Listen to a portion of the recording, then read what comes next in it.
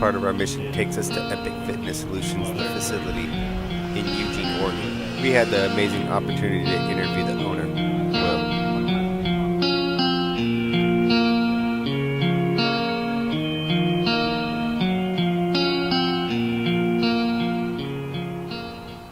Okay. Okay, so, you know, you grip up, get a good grip, grab my hand. Okay, so, well, just the basics of arm wrestling is there is side pressure, but it's in a pull. So you're gonna pull. Oh, this way. Yeah, you pull me and stretch me out. Then I have to fight to get back in, because if I get stretched out, I'm more vulnerable to being pinned. And if you can get me stretched out faster. So you're trying to go here. Yeah, that's exactly what you're trying to do. So the faster you can do that, and then as you do it, you want to wrist curl. Like that? Yeah, and drive your hand down. So like this? That's well, I mean, I drive down like that. You feel that pressure on your wrist? So I drive down like that as I'm pulling. Like this. And you pull hard, yeah, because you want to try to push them down while you're pulling. So I'll get to a pull right here, and then I'm like, oh, and then they pull back on me, and then I'm like, okay, fine, and then I'm like, I'll just drive down on that, and then eventually that extra pressure. It almost feels like you're cutting my injury. Yeah. So then that extra pressure on a person, they're not only trying to pull, now they're trying to pull up against all that. It'll wear their tendons up faster, so they'll tire faster, and so. If you can just hold like that, sometimes that's all I need to do is just hold like that for 20 seconds or whatever, and just keep grinding a little bit more, and then you can just grind somebody down. Like on a pro level, if you're competing against another good pro, a lot of it comes down to who hits the person hardest in the beginning. Who gets that? When they say go, who's the fastest off the go? So who gets the guy going down? Yeah, a lot of time the whoever gets that start usually has a really good chance of finishing it.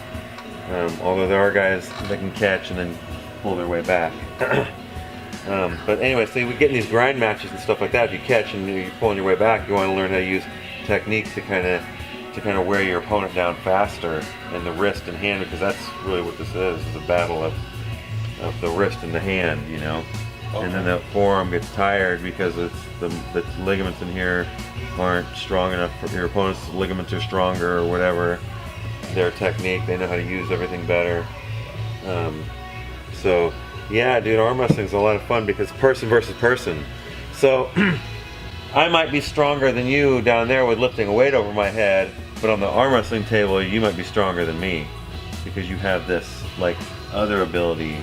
So it's a different kind of strength to have. Yeah, and it is. Yeah, it's a man versus man. It's not a weightlifting competition. It's not like it's 500 pounds. It's always different because the pressure you provide on every match is always different. So that's what's so fun about arm wrestling is it's like, even in practice, sometimes I lose to the guys. Most of the time I win, but sometimes I lose, and so it's like some of that, you know. Is it more strength, you think, or technique? Oh, both. You have to have both. But technique will help you like how, you know, I'm grinding and stuff like that, but you still got to be strong enough to put it on. Like if you're not strong enough, somebody's power can overcome your technique, because I've done that too. If I get you in the press, there's no matter how much technique you have, you're not getting out of that unless your press unless your top roll is stronger than my press. Sometimes all you get is like a little knuckle. When I was arm wrestling Devin Lorette. Oh, you arm wrestled Devin Lorette? I beat him. You beat him? In the straps twice. I got video of it. Yeah. He's one of the best arm wrestlers in the world. Yeah. So anyway, I had him in my press, and he was top rolling hard, which is rotating up into this move. Yeah. He top rolled hard right into this knuckle right here. Yeah. And then I drove him down with just that knuckle pressure. Oh, so that was just catching right there. He caught me, and all I had was this knuckle right here. And I drove my knuckle into his wrist like that. Can you feel that? Yeah. When you go hard, I go hard, and I drive really hard. But just to that one little spot, and I found a weakness in his wrist, and I was able to drive him down to the pad. He beat John Brzezinski, didn't he? Now I'm not saying I can beat John Brzezinski or any of those guys, but he's the greatest arm wrestler ever, isn't he? Yeah, but you know, but that's another thing. it's like fighting. It's like if you've ever done a cage fight or whatever. So I did, a cage fight, but it's like I can beat you, you can beat him, but I can't beat him. Yeah. It's the styles make so matches. Styles too, so he had never felt a position like what I did. And I was telling him, I was like, yeah, you feel that? And he was like, yeah, I felt it. He felt what I did. Now, Devin, he was a special forces guy before, yeah, right? so was I, man. So yeah. I had paid for him to, well, not me personally, but a group of us, we all put together and had him come do a seminar. Oh, we all wow. paid to have him come do a seminar here at the gym. And then that day, everybody that wanted to arm wrestle, I had people from all over Washington and all over Oregon and stuff that came to get a chance to pull him. So you were a ranger, right? Yeah. You were an Army Ranger? Yeah. So what was your journey like? How'd this all come to be? Oh, yeah. Well, I got started when I was 15. Okay, so I go way back in the beginning. This goes back even further to when I was 5. When I first saw the movie Conan the Barbarian when I was 5 years old, I watched it. My parents had rented it or whatever, and I remember watching it. I wasn't supposed to or whatever, but I watched it. And I was like, Arnold. I seen it hit that, and I was like, I want to be like that. And then from that point on, I'd say until I was 15, I played sports trying to find that. I tried wrestling. I tried a lot of different sports, and I didn't. It didn't happen. I didn't grow any, because I'm 88 pounds as a sophomore in high school, dude. That's small, I started working out at the gym, and from that point on, I realized that this is how I'm going to figure myself out, is in the gym. From the very beginning, from even the first day, I realized that I wanted to also know what my true physical potential was in every angle. I wanted to see if I could be like an elite athlete. And so I tried powerlifting when I was 17. I did a bench press competition, but then I wanted to join the military because I wanted to leave all this, leave the town that I grew up in. Where'd you grow up? Springfield. Okay. I grew up here. You wanted to get out? Because I didn't feel like this was a good place for me. I didn't really have any friends, and I didn't know. I felt like I wasn't smart enough to go to college. I thought I would fail college. And so I was like, I need to go in the military. I need to do what my dad did. So you went in the infantry. Yeah, I went infantry, and just like my dad. But then, when I was in basic training, I was so good physically. I was physically the fittest guy there. I loved working out, so I was always working out on my free time. We had an hour every day to write letters or do your laundry, and I'd go downstairs with my laundry and go outside and work out on the fucking pull-up bars and the dip bars. And the drill sergeants see that. And I always did it. I was always doing curls with the mop buckets full of water and with a broomstick in between, doing curls like that because you didn't have weights in basic. So I would make weights. Then I got creative, man. I did whatever I could. But to me, joining the military was not only a way out, but it was a way to get paid to work out. Because I was like, from the very, very beginning, I was like, I need to find a way to get paid to work out. And so I made it through airborne school, and then I went on to Ranger indoctrination program and made it through and became a Ranger, and then went on to Ranger Battalion where I served there. That was a good time, but again, all I ever really wanted was to lift weights, and so going to all these schools and doing all this stuff was was getting in the way of my lifting. And then I always lifted after work, like after we got off work or after the day was done. I'd go to the gym, the Ranger gym. We had our own exclusive gym right there on our compound, man, that's a trip too, to be a part of something so special that you have your own compound within a base, and these bases are like little cities. So I like to go to the gyms and work out at different gyms. That's what I did when I was younger. That's how big were you at that time? Oh yeah, good question. Yeah, when I went into basic training, I was 145 pounds. So from the time I started lifting, it took 13 months to gain my first 10 pounds. But then by the end of my first year, I'd gained a total of 20. By the end of my third year, I'd gained 25 more. And so I worked my way up to 145 pounds. So right before I joined the military, I already put in like 2.5 years of lifting, and I went from 88 to 145 on my own, and in 2 years, and I really was So just you almost looking on- doubled in size. Not Almost, quite. yeah, right, yeah. I put a lot of size on, but I was still really small. But yeah. And then by the time I joined the military, I was 145. By the time I left the military, I was 185. So I put 40 more pounds on. And then from the time I got out of the military in 2002, November 2002, I was 185 till currently now I'm 245. So what'd you do right out of the military? I started going to school. You know, I went to school. I was going to school for human physiology. And I was also working. I worked part-time at Blockbuster Video. I was going to school at the time, so I just needed a part-time job to make, you know, so I could have money to have fun with, Yeah. you know? While you go to school, yeah. Yeah, because I was using the GI Bill that I earned from being in the military. So it's just a little extra cash. Yeah, you know, so I mean, I wasn't living off of that. That wasn't enough. It was a minimum wage job, part-time. So it was just like spending money, but I wanted to have spending money. You were really like Rambo working at Blockbuster. Yeah, if you can imagine that. Can you believe that?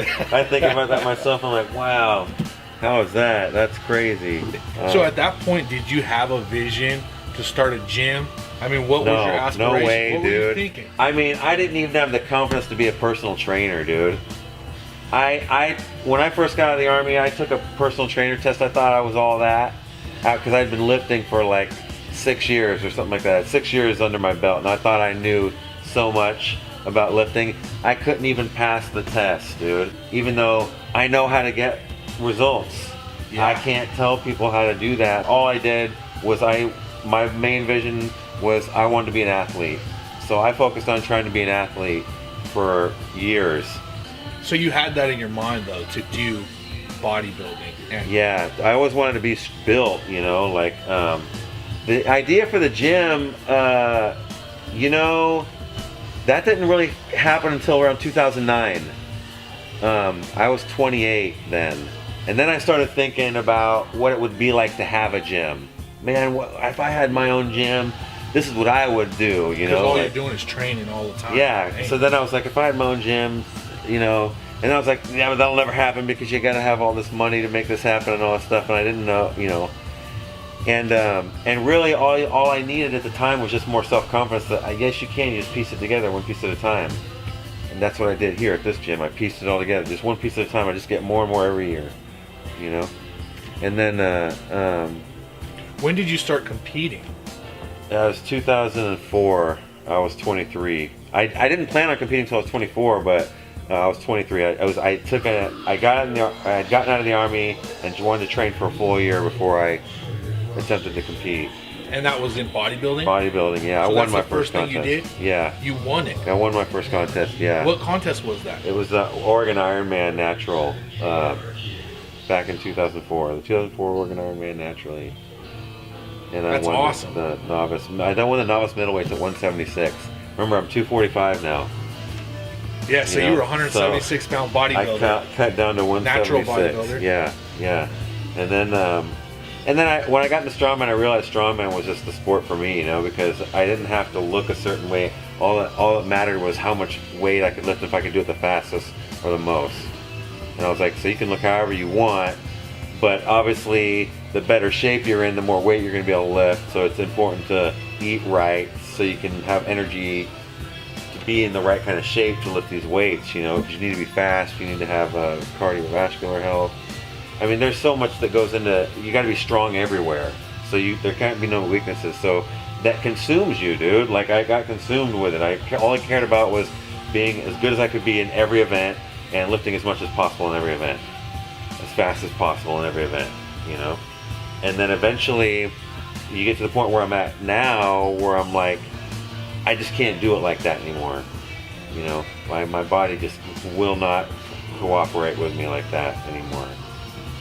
It just takes a toll, dude. Like I'm like, you know, it's crazy too, because I never thought it would happen. I thought for sure I was going to be the one that would be the invincible one. But I think every athlete that is trying to fight for that, their supreme best, believes that about themselves, because you have to kind of push yourself to do all this stuff, you know, and to compete in all these different sports at these high levels and lift all these weights and but that also drove me to make all this gym happen, because I wanted to have my own spot, and I wanted to have the most unique spot, and I wanted to have training tools that no one else had, and I wanted to be the real deal. I wanted to be the guy that was like, whoa, Will, the guy that does like everything. Yeah. You know, he doesn't just say, oh, I did this at this time in my life. He's like, he's always doing new things, you know? Yeah, because so you did bodybuilding, and then did you... Strongman. You went straight from bodybuilding. Did you ever do any more contests in bodybuilding, or just one? I did 4 contests. I did 3 in a row, 3 years in a row. I won my first one, then I went open, light heavyweight, took 3rd my second year. Then I went open light heavyweight my 3rd year, where I was the heaviest guy on stage at 196, and I got 7th, and I was so mad and disappointed because I trained so hard for that. My first full power meet was in 2014 actually, but I totally elite. I totally elite in my first and I won the show too. Yeah. You know? So I had the heaviest total that day by 3 pounds. I lost in the squat by a lot. I lost in the deadlift by a lot, but my bench press was so much better than the other guys that gave me what I needed. And theirs was so bad in comparison to their deadlift and squat that I was able to pull out a 3-pound victory, dude. I won by 3 pounds. That's crazy. That's awesome. Yeah. Did strongman build you up to powerlifting, or were you doing powerlifting training for strongman? Like, yeah, I did squat and deadlift and bench and all that. How did your training transition from bodybuilding I still into strongman? Yeah, okay. I used all of it. So I started training strongman specifically with a buddy of mine in Monmouth. So it was like an hour-and-a-half drive every Saturday. So I would drive an hour and a half every Saturday, even with my infant daughter, back then in 2010. And I'd put her in the little square, I'd open it up and let her stay there while I trained. And I would train at Western Oregon University in the parking lot out there with my buddy Alex Whitaker. He was the strength coach at the time, and he had a bunch of strongman equipment there. And so I would come out there every Saturday for like 2 years. I drove up there to train because I didn't have my own stuff. He had all the things that I really needed to get good at strongman. But here's the thing: the stones that he had. Oh no, he only had 1 stone. It was a 335-pound stone, and that's all we had. And so every time we did stones, it was like always at the end after we did a heavy log and heavy yoke, and then we would try to attack this 335-pound stone raw, cold every time. Like no warm up. There's no 250-pounder or 200-pound stone warm up. So that's when I saw the flaws of not having enough of the right equipment. So when I built this gym, I was like, I want to have equipment that I can accommodate the weakest person up to the strongest person. And build them up. Yeah, and have a lot of different goals. So, okay, so you hit the 95-pound stone, the 120 is next. The 120 stone, the 160 is next, or whatever, So it's like you don't have to just hit a 330-pound. Yeah, so I've got a lot of stone. I got a lot of equipment down there for that very reason, because I wanted to be able to, and I knew that I wasn't going to be able to do it at a high level forever. I'm not going to be able to just lift that 400-pound stone every time. Eventually, I'm not going to be able to do it anymore. So I want to have smaller goals that are still challenging, like maybe hit the 350 for a double for as many years as I can keep that up. I found out about you because you were training Shorty Weichel, right? Yeah, he was a client of mine for years. You were training Shorty Weichel, and so then I started paying attention. I started watching videos, and I couldn't believe what I was seeing. I was like, you had a video of you squatting 225 for 100 reps, and I'm like, who does that? I've never heard of anyone ever doing this in my entire life. Like, who is this guy? And then you're squatting, I think 315 for 50, 405 for 20. Those were. I did 455 for 20 as my heaviest ever 20 rep. 455 for 20, 500 for like 10, no belt, no knee wraps. I mean, you got tons of videos of that. Yeah. And I just couldn't believe it. I was like, I've never seen. You did a 500-pound deadlift for like 50. Oh yeah. I've never seen anything like it. That was a hard workout. I remember what I felt like after that. Yeah, man.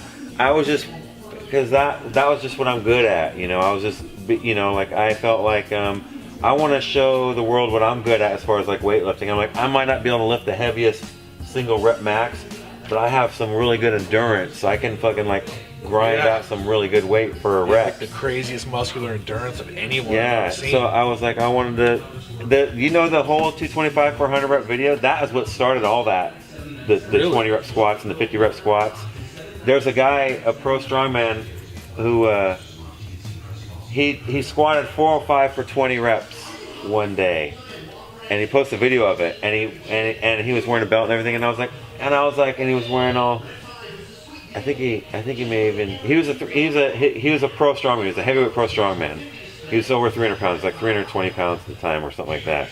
And I was like, I could do better than that. And I was getting ready for a bodybuilding show. This is in 2013, so I'm like 220 at the time. And I'm like, I can do better than that, and I'll beat your depth. And he was like, if you do that, I'm gonna squat 600 for 20. And I'm like, deal. 2 days later, I sent him the video. Hey, I did it. And he was like, holy shit. So he was shocked. I was supposed to get a sweater out of that, but I never got. Anyways, but then I was like, oh yeah, I was like, because he said that there was a buddy of his that tried it and failed at 98. And I was like, yeah, well, I'll do an even 225, and I'll make the 100, and I won't fail. And when I hit 100, I had like, in my mind, I had like 30 more reps in me. I could have done 30 more if I needed to. Wow. You know, I was like, no problem. I was so like, fucking, yeah, I fucking did that shit. But I can tell you this though, at 30 reps, I wanted the weight off my back. When I hit 30, I was like, this fucking sucks. Yeah, I've done 225 for like 30, and I couldn't take it. Yeah. It's too painful. Yeah, that's what I was thinking. This hurts I was like, so this bad. So you can imagine. That's why I couldn't believe it. I was like, how does he do 100? That doesn't, it doesn't even make sense to me. Well, I mean, you can see it building. I mean, I'm in pure pain. Like when I'm at 50, I'm like, 50, yeah, baby. And I'm like, fuck yeah. Once I hit 55, I knew, I was like, I'm going to make the next 45. I'm gonna make the 100. I was counting by 5. So I told myself 20 sets of 5. Oh, in your head. In my head. That's how I did it. I was like, 1, 2, 3, 4, 1. 1, 2, 3, 4, 2. Okay, you're on set 11. Okay, get to set 12. You know, just like never rack it. Yeah, well, that was the whole idea. Was I was like, I'm gonna hold. It took me 7 minutes and 11 seconds. You know, and I remember when I got to 60, like I could feel like I never felt my spine before buzzing like this, but I could feel from the like the tip of my skull here in the back, all the way to the tip of my tailbone. I could feel my whole spine was all fucking like lit up, the whole fucking back. And I can also feel like fat melting off my face. I felt the fat burning off my face as I'm doing it. I could, because all this energy systems, like I burned through all my liver glycogen, and I was burning through all my muscle glycogen, you know, trying to make these reps happen. I'm trying to focus on breathing, trying not to lose my balance, because that will zap the shit out of me if I have to reposition myself. Yeah. So trying to stay steady at all times, you know, like staying in the same exact movement, focusing on my breathing, and not thinking about pain. Has anyone else ever done that? I've never seen No, there's no other video of No John Allen did 218. He did it in kilograms. He did 218 for 98 because he weighed 218. But I weighed 219 and did 225 for 100.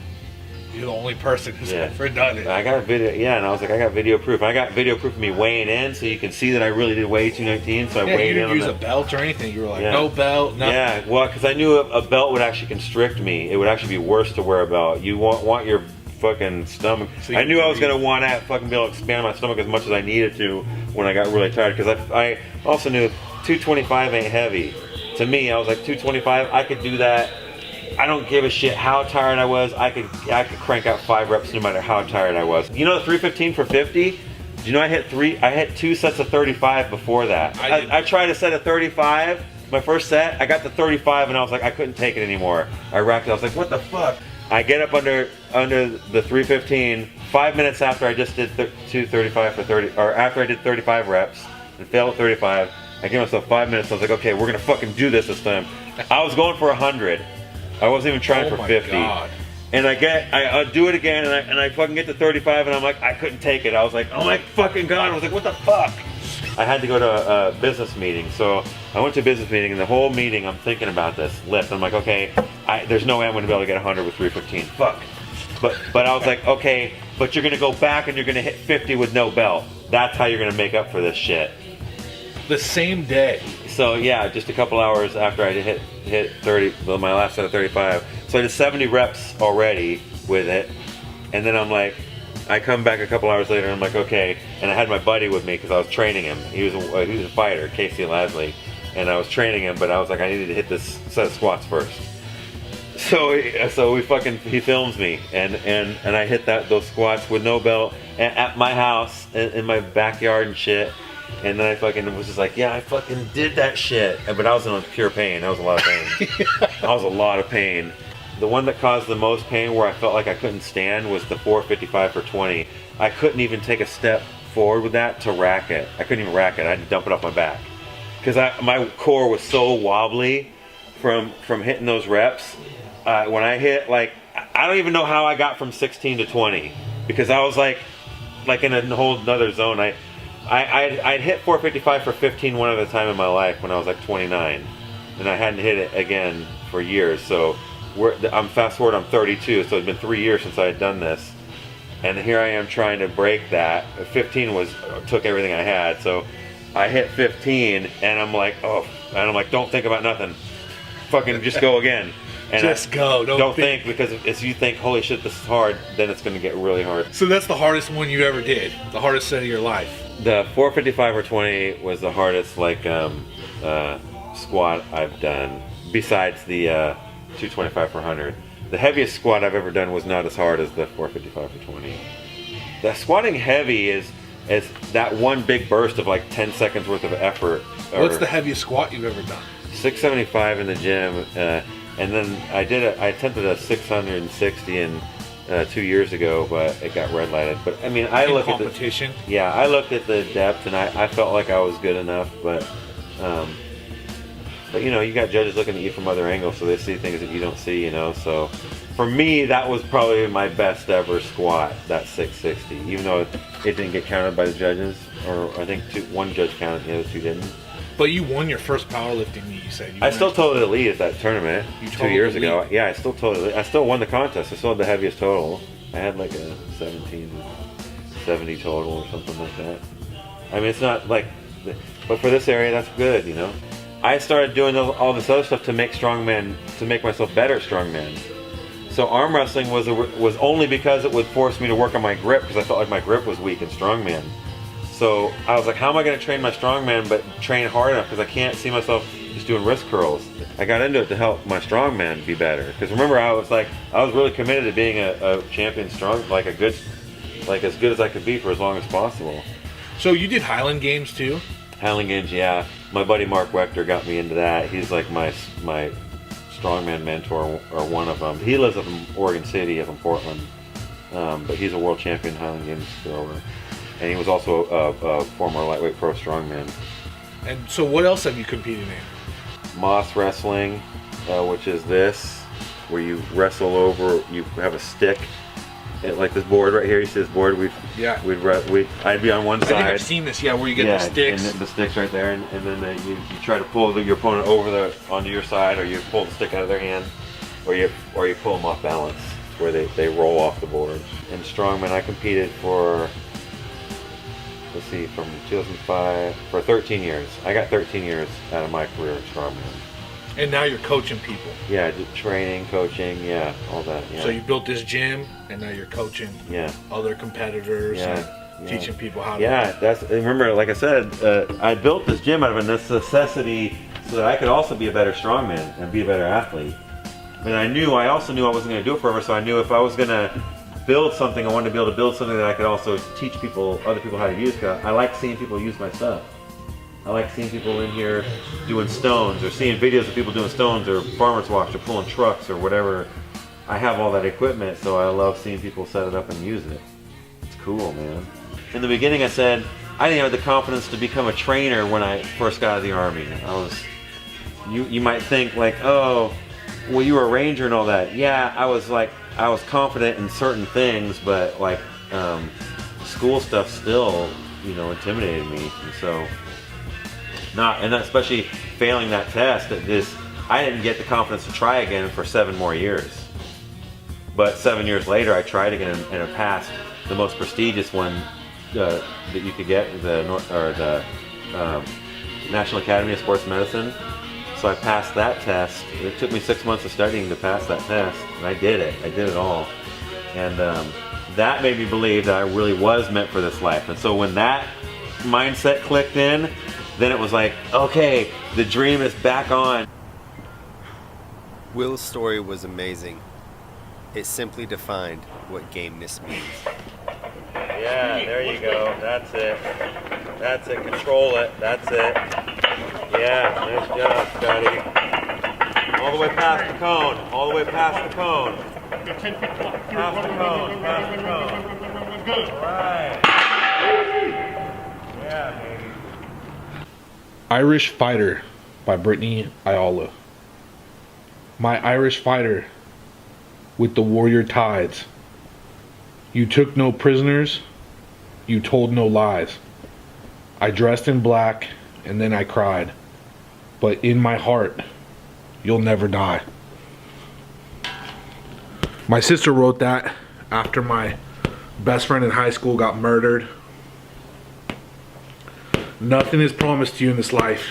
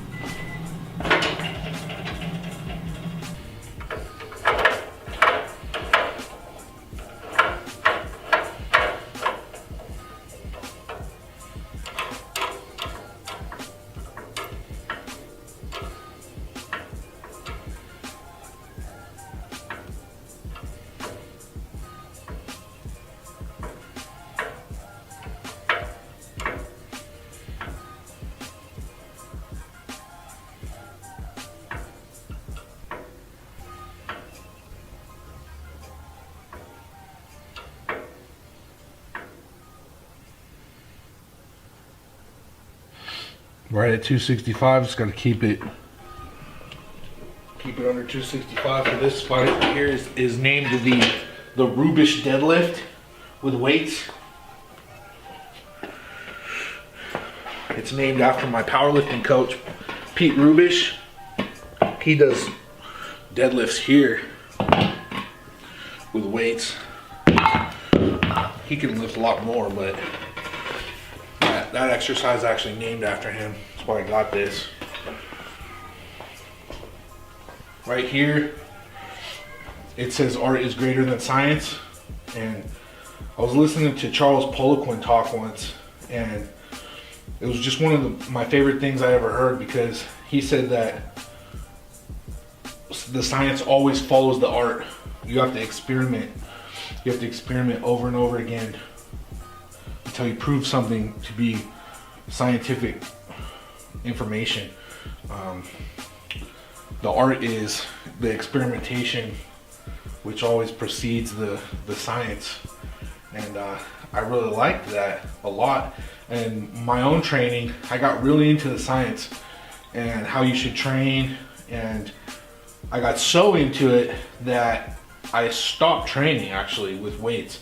I completely stopped training because I wanted the perfect workout so badly that I couldn't even train unless if I did the perfect workout.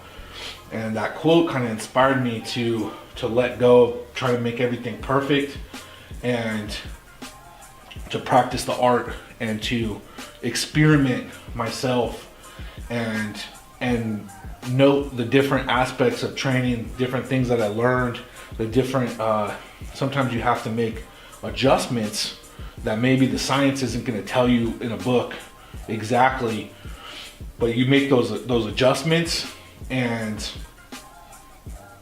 you learn, like, oh, that's from real world experience that it helps to do this or that to get that science, to get to that point. And that even becomes the science. However, there's a guy that I've been talking to. His name's Justin Harris. I started listening to him a lot, and I connected with him. I'm going to start working with him after this fight on my nutrition. So Justin Harris, I've been talking to Justin Harris. I'm going to do my nutrition with him after this fight, and Justin's making me believe in science again. He's just the most brilliant mind in nutrition that I've ever heard, and he breaks things down as absolute undeniable truths. This is my certifications. I got this one under Tom Platz. Tom Platz actually trained me to get that. And Fred Hatfield, the founder and president of the ISSA, I got to talk with him, become friends with him, and he mentored me as well.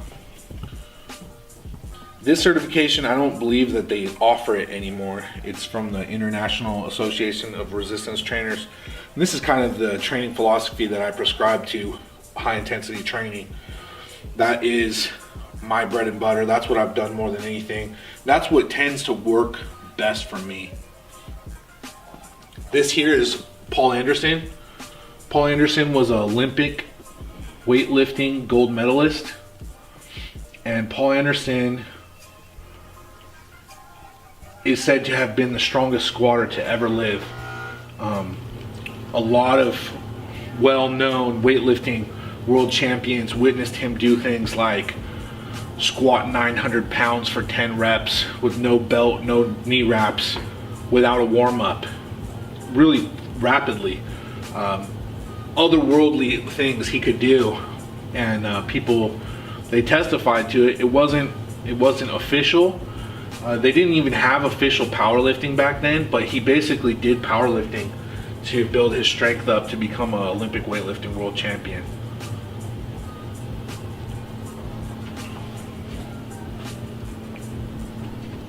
Train like you fight.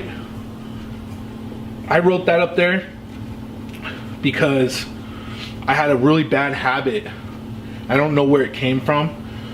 I think just trying to be overly technical, but with my mixed martial arts training, I had a habit of going really lightly and not going hard, and just trying to work on my technique and be super technical. And I don't know why, I just thought that would be the best method. I don't know where I got that from, trying to master my technique. But I realized, because of my powerlifting, that I would never do that with my powerlifting. I've never come to the gym and just worked technique really light, ever. I've always gone really heavy. I've always gone really hard, and it works. And I don't think it would work at all to just try to work on my technique. Here's Benedict Magnuson. He's the world record holder in the deadlift. He deadlifted 1,015 pounds raw. That's why he got a place here on my wall. I believe Pete Rubish will break that record eventually. You could say that Eddie Hall has the world record in the deadlift. He does. Eddie Hall might be the strongest man who ever lived, possibly. But he did it in powerlifting rules where you could use straps. So it's a little bit different. This is just a raw powerlifting record. Eric Spoto, one of the most phenomenal bench pressers of all time. He had the world record. 722 pound raw bench press, and his bench press is just flawless, and that's why I wanted to put him up there as an inspiration. To me, he did it with such ease. He seemed to be the greatest bench presser of all time. His record was broken though by Kirill Sarachev, who bench pressed 738 pounds. I think Eddie Hall could have possibly broke that record as well, but he just doesn't really care for powerlifting that much. Bill Kazmaier is a guy that I've gotten to talk to, become friends with. He's a Christian man, because the one who is in you is greater than the one who is in the world. He told me that that's his favorite verse. Bill Kazmaier is widely considered the strongest man to have ever lived, the greatest strongman competitor of all time. He was so dominant, he won 3 World's Strongest Man titles, and they didn't invite him back again because they wanted more competition amongst the other competitors. They didn't invite him, so what he did was he traveled the world and he broke all these strength world records, and he didn't train for them. That, to me, that's the strongest man, is a guy who could do something and he's not training specifically for that skill or that event. So he would go and do these tests of strength, and he didn't train for them at all specifically, and he would break the world record. That's why I think he is the greatest of all time. I got some jiu-jitsu medals over here. I hung those up. I've competed a ton in jiu-jitsu, and those are just medals that I didn't lose, that I still have. I have a picture of Ronnie Coleman there behind the bars, and it says lightweight baby. After Arnold Schwarzenegger, I would say that Ronnie Coleman was my biggest inspiration, and he became my favorite bodybuilder of all time, and I would consider him the greatest bodybuilder of all time. He's the strongest Mr. Olympia ever. He's a Christian man as well, and a very humble person that lost a lot before he started to win, and then when he won, he just dominated from that point forward. Here's my rooster.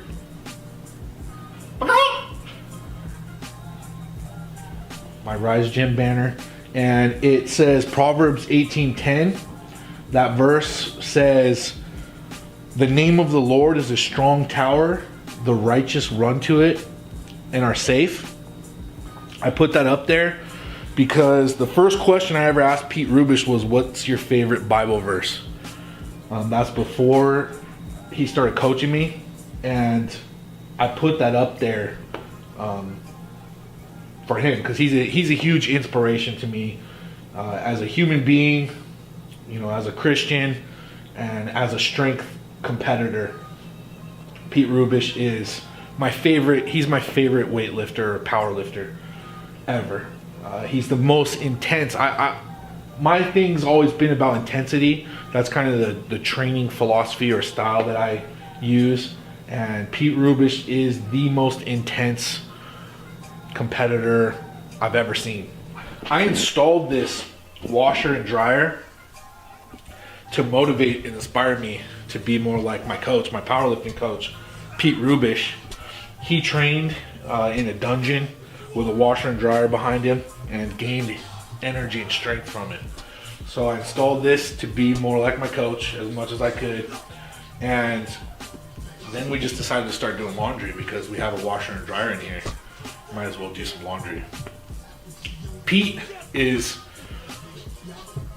I think he's the fourth, he is the all-time highest total in powerlifting for the 242 pound weight class. He totaled, I think, 2,200 pounds. I got to a point in my training where I had plateaued. My lifetime goals were to squat 600 pounds, bench press 500, and deadlift 700. On my own, I did get my squat up to 600 pounds. My bench press plateaued at 455 pounds, and my deadlift was 600 pounds. Within 10 weeks of working with Pete Rubish, I had gained the 100 pounds on my deadlift, and I deadlifted 700 pounds. And then the next 10 weeks, I took my bench press from 455 pounds to 500 pounds with much improved form as well. My form was pretty loose, and powerlifting, competitive powerlifters have very strict standards. And Pete Rubish, he made me pause my bench presses. It was very important to do things the correct way. His standards very high, and I was very impressed with his professionalism, with how he conducted himself. He gave me warm-up routines. He went above and beyond to help me in every single aspect. And the biggest thing I took away from working with Pete was how conservative he was. He's really known for being a guy that will attack the weights ferociously and go for crazy PRs and break records, and especially in the deadlift. He lifts weights that are unbelievable, especially for a guy his size. Pound for pound, he's probably the strongest deadlifter of all time. But he was very conservative when he trained me. I think the biggest reason that I had plateaued in my training myself was I was trying to jump 50 or 100 pounds all the time. I would go from plate to plate to plate and maybe throw a 25 on there. But Pete, every single workout, he was making these 10-pound adjustments. And I was working with weights 10 pounds every week. And he was very diligent, very methodical, very professional. And I started working with Pete because I needed help from somebody that knew what it was like to lift these heavy weights and had experience in it. Because I realized that you can have all these theories and you can have all these ideas, but if you don't have the experience, you don't know what you're talking about, in terms of you just haven't gone through it, so you don't know what it feels like. You don't know the things that you have to take care of. You have to take care of your shoulder health. You have to warm up properly. He had me doing a really extensive warm-up routine, and he helped me to achieve my lifetime goals within literally 20 weeks. So these were the goals I had set for my entire life. That's all I wanted to do. The reason was because those are the weights that Arnold Schwarzenegger lifted, and Arnold Schwarzenegger was the guy that got me inspired into training with weights and really got hooked on it, because I was a huge Arnold Schwarzenegger fan, and I wanted to lift the weights that Arnold Schwarzenegger lifted. And those were his numbers. Arnold Schwarzenegger squatted 600, benched 500, deadlifted 700, and I wanted to lift the same weights. And that was my goal in my lifetime. I said, I want to lift the same weights Arnold did. But I had set that for a bucket list type of thing. And literally within 20 weeks, Pete Rubish took me all the way there. And I'm so grateful. He's such a great coach, such a great person. Here I have a quote from my longtime coach, Sam Sleezer. When I trained with Sam, I really went to him with the mindset. My first coach, Matt Rupert, he's the one that sent me to Sam. And in my mind, Sam was going to be my Customato. I was like, I'm going to go and train with Customato, and I'm going to be Mike Tyson. And he's going to be my mentor. He's going to tell me everything to do, and he's going to completely train me in everything in life and fighting, and be my mentor for everything. And shockingly, for me, Sam refused to do that. And Sam would always tell me that he couldn't think for me, he couldn't realize things for me, and he would tell me that I had to think for myself. And that was really the biggest lesson I learned under Sam Sleezer, was to think for myself. He was like, you need to make your own decisions in life, you need to think for yourself, you need to realize things for yourself, you need to figure out things for yourself. I'm not going to give you all the answers and tell you what to do. And it was really hard for me to go through that, actually. That wasn't an enjoyable experience, because I really wanted him to almost be like a Navy SEAL drill instructor to me. And he wasn't like that at all. He was not like that. He was there for me, but he would not play that role. And over the long haul, I realized that that was the greatest thing he could have ever done, because it made me more of a self-sufficient type of person. Whereas if you do look at like a Mike Tyson, when Custom Auto died, it was very traumatic and tragic for him, and he didn't know how to cope with it. And he wasn't prepared to think for himself. So I'm really thankful for that message. That's one of the biggest messages of my life. That's why I put it up there. Over here, Moop, he's the one that sent me to Sam. Matt Rupert, his nickname was Moop. Who's the man? And with Moop, everything's about manliness. Everything's about manliness. And if I said, hey, you know, here's this strong man axle, Moop would say, let's see who can lift it. Let's see who's the man. And he was always like that about everything. Everything was like, who's the man? And it was, if we were working together, he'd say, let's see who could work harder. Let's see who's the man. I got a great story about Sam Sleezer.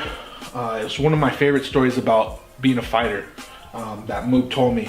He said that when they were really young, Sam was sitting in the back of a pickup truck, and this guy, I won't say his name, I actually like the guy, I got to know him. He's a monster of a man, 6'5", 285 pounds. He used to be a linebacker on the Oakland Raiders.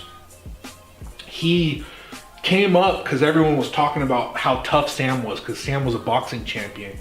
And this guy came up behind Sam when he wasn't looking and punched him in the side of the head. He sucker punched him.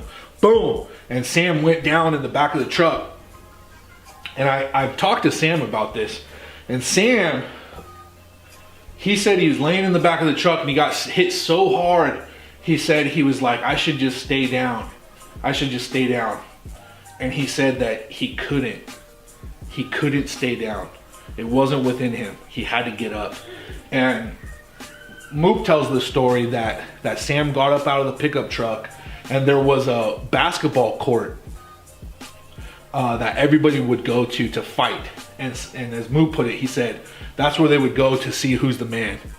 And he said that Sam got up out of the back of that pickup truck and said, let's go to the basketball court to see who's the man.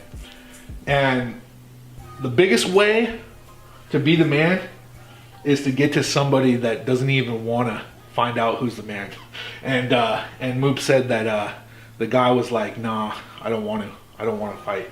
And so, you know, Moop had spent time in prison, and he said that's like, you know, he used to say is that's being punked out.